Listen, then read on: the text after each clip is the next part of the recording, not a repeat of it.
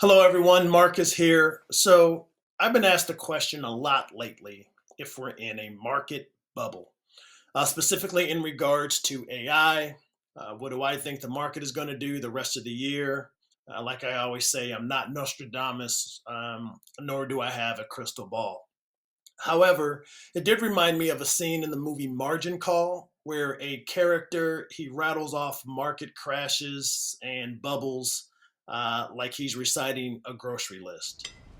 1637, 1797, 1819, 37, 57, 84, 1901, 07, 29, 1937, 1974, 1987, Jesus, 92, 97, 2000, and whatever we want to call this. It's all just the same thing over and over. We can't help ourselves. Now, did you catch that at the end when he says it's all just the same thing over and over? We can't help ourselves. He's absolutely right. And if you're excited about AI stocks right now, then you really need to hear this. So here's the dirty little secret about investing. Nobody knows what's going to happen next. Not me, not Warren Buffett, not your financial advisor who sends you those quarterly newsletters with confident predictions. No one. But the ironic part is that the entire financial advisory industry depends on acting like they do know. Most advisors feel like if they said, you know what, I have no idea what the market is going to do. I don't know if it's going to go up or down next month. If they said that you wouldn't work with them. So what do? They give you confident forecast. They show you charts. They show you graphs. They talk about market conditions, technical indicators, and you feel better because someone sounds like they know what they're doing, but they don't. And deep down, they know that they don't. So when I'm asked, hey, Marcus, are we in a bubble? My answer is, I don't know, but probably. Now, I don't know when that bubble will actually pop, but the good news is that no one else does either. Now, back to that margin call quote or scene. There's He listed about 18 major crashes in less than 400 years, which is roughly one every 20 years. Yet somehow, every single time, we act like it's different. Like this time, the fundamentals justify the mania. And in 1637, it was tulips in Amsterdam. Tulips. In 1929, everyone was getting rich on margin. What's that? That's margin is basically when you borrow money to buy more stocks. Everyone was getting rich until they weren't. In 2000, it was the dot-com companies with zero revenue. In 2008, it was the subprime mortgages. In 2022, it was the inflation shock when both the stock and the bond markets dropped at the same time. So the story changes, but the psychology stays the same every time. And so let's talk about the psychology because here's what happens in your brain during a bubble. And this is where I think individual investors absolutely destroy their own returns. And this is basically how it's playing out right now. So phase one is that early skepticism, right? When people are saying, hey, this AI craze is overhyped. The valuations don't make sense. Then phase two kicks in, which is FOMO, right? Your coworker, he made 80% on NVIDIA. Your neighbor, he won't shut up about AI stocks. So you start thinking, maybe I'm missing out. Phase three is capitulation. You decide to buy in and it works. The stock goes up 20%. You feel like a genius, so you buy more. Phase four, here we are right now, it's euphoria. This time it is different. AI is going to change everything. The old rules don't apply. Buy more. Then phase five happens, the crash. Something breaks, a company misses earnings, interest rates spike, doesn't matter what it is. Basically, when everyone's at the party, someone eventually yells fire and everyone tries to head toward the exit all at once. Then you hit phase six, which is despair. You sell at the bottom. You lock in your losses. You swear you're never going to do that again, right? And the wildest part is we do this over and over because we're human.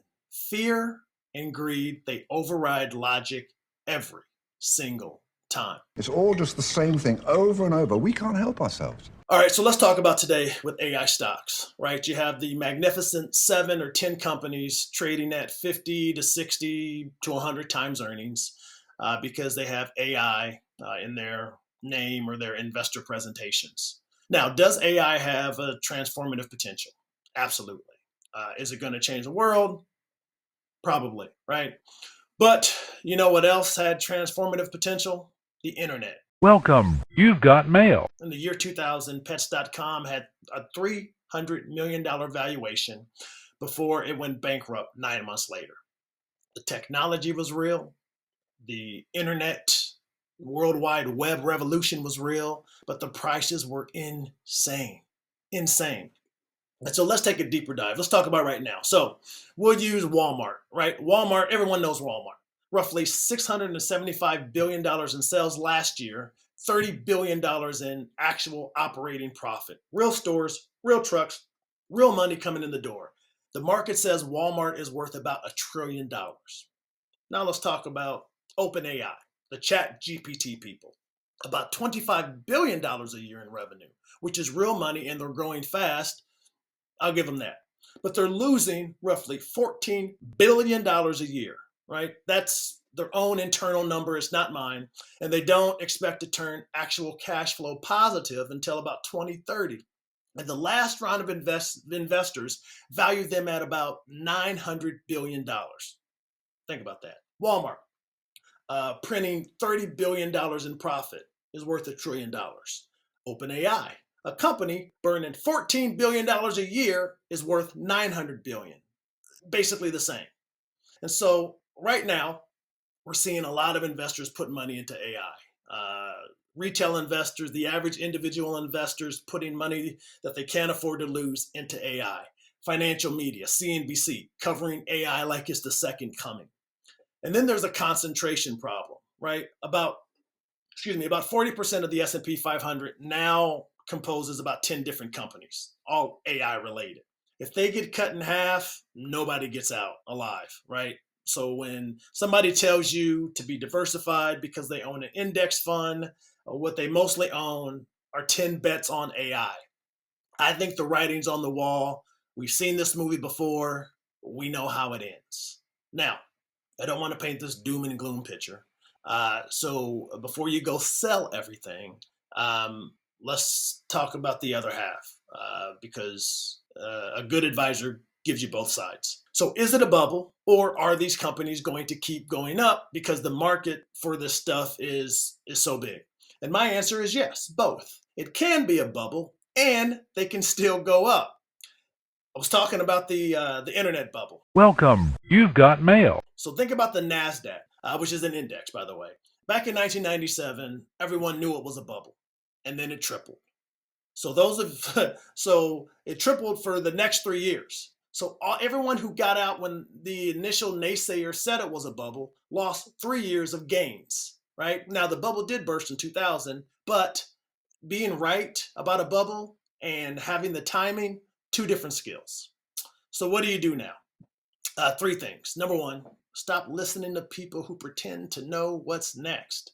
If someone tells you with confidence where the market is going to go or the S&P 500 index will be in 6 months, they're either lying or they're delusional, right? Good investors admit uncertainty. Anyone who's selling certainty, run. Number 2, build a boring, diversified portfolio and ignore the noise. Dollar cost average, rebalance annually. Hold. It's not sexy. It's not going to make you feel smart at cocktail parties, but it works. Buy cheap index funds, keep buying, stay diversified, don't try to pick the winner. And number 3, remember that every boom feels different, but they all end the same way. When your Uber driver starts giving you stock tips, when CNBC can't stop talking about a particular sector, when you feel like you're missing out if you're not all in, that's when you should be more cautious. Now, believe me, the market is not a get-rich-quick scheme. It's a long game that rewards patience and punishes emotion. The sooner you accept that nobody, not your advisor, Jim Cramer, not anyone knows what's coming next, the sooner you can stop making emotional decisions. Emotional decisions that, by the way, destroy your investment returns. As that character said in Margin Call, he said, we can't help ourselves, right? But maybe, just maybe, if we remember that the same patterns repeat over and over, we can be the ones who stay calm when everyone else is losing their minds. Remember, I said it in my last video, investing is boring and boring wins. And the people who get rich are the ones who don't try to be the heroes. Think about that. Let it marinate. Thanks for watching. If this made you uncomfortable, good. That means you needed to hear it. And if you learned something, even better. Until next time.